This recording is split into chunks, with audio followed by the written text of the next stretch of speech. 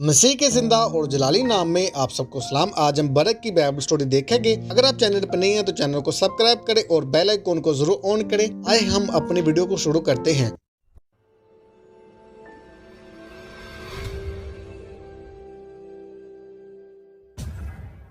अबीनोएम का बेटा बरक नफ्ताली के इलाका में वाक़िया पनाह के शहर कादश का रहासी था। इस जमाने में बनी इसराइल की काजी और अंबिया दबूरा ने इसे दावत भेजी कि वो आए और किनान के बादशाह याबीन के खिलाफ जंग करें। किनानियों ने गज़ता 20 साल से बनी इसराइल को गुलाम बना रखा था। इन्होंने खेतों को उजाड़ा और आमदो रफ्त बंद कर दी और इसराइल के जंगजूर लोगों को गैर मसला कर दिया, यहाँ तक कि इनके पास एक भी डाल या नज़र न रहा।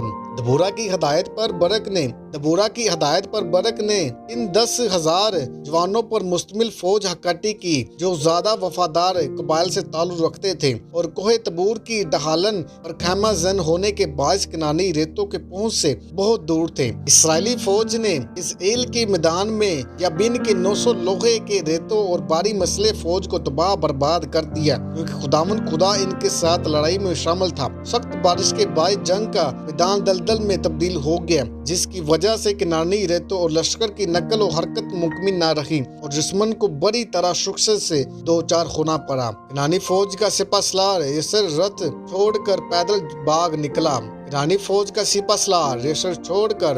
भाग निकला, मगर बरक इसका ताकीब करता रहा। अपनी जान बचाने के लिए वो एक खैमा में दाखिल हुआ, जहां यकील नामी खतून ने इसे कत्ल कर दिया। इसके बाद बनी इसराइल को 40 साल तक अमन व ईमान हासिल रहा। किताब मुक़द्दस में बरक का नाम इन लोगों की फुर्सत में शामिल है जिन्होंने ईमान के वसीला से बड़े बड़े हैरत अंगेज काम सर अंजाम दिए हैं।